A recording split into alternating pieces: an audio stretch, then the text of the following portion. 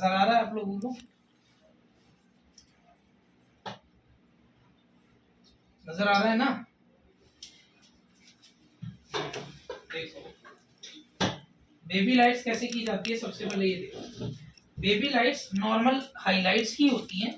Difference सिर्फ ये आता है कि उसका जो सेक्शन निकलता है वो अलग तरीके से निकाला जाता है। जैसे मैंने कल आपको बताया था, नॉर्मल हाइलाइट्स में ऐसे सीधा सेक्शन लिया जाता है ना, तब हमें हाइलाइट्स निकालनी होती है। लेकिन बेबी लाइट्स में क्या होता है, बेबी लाइट्स में जो सेक्शन होता है वो सीधा ना निकल के ऐसे निकलता है जिगजैग। इसको हम लोग बोलते हैं वाटरमेलन सेक्शन। वाटरमेलन सेक्शन निकाल के आपको हाइलाइट्स करनी होती है, तो उनको बेबी लाइट्स कहा जाता है। यानी कि आपने ऐसे जिगजैग सेक्शन लिया और जिगजैग सेक्शन लेके आपको इसके अंदर कुछ इस तरह से हाइलाइट्स करनी होती है। अब आप यहां से अगर हाइलाइट्स निकाल के कर रहे हो तो ये बेबी लाइट्स मानी जाती है। देखो एक तो सेक्शन जिगजैग और आपने हाइलाइट्स निकाल ली। अब अगर मैं इनको यहां से करना शुरू करता हूं तो ये जो टेक्निक है ये बेबी लाइट्स मानी जाती है।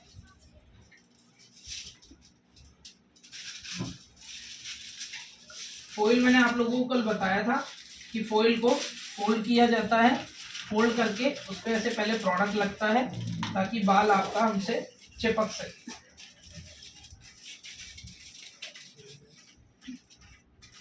नॉर्मल हाइलाइट्स की तरह ही होता है, बस सेक्शन का फर्क है। देखो सिर्फ जिगजैग सेक्शन लेके हाइलाइट्स निकाल के कर रहा हूँ और कोई डिफरेंस नहीं आता है इसमें।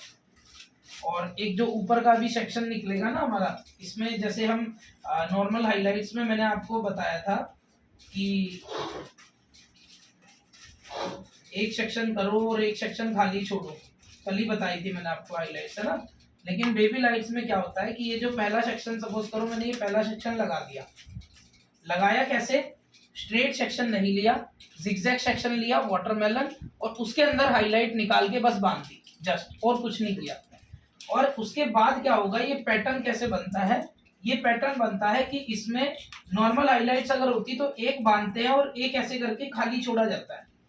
कल बताया था मैंने आपको।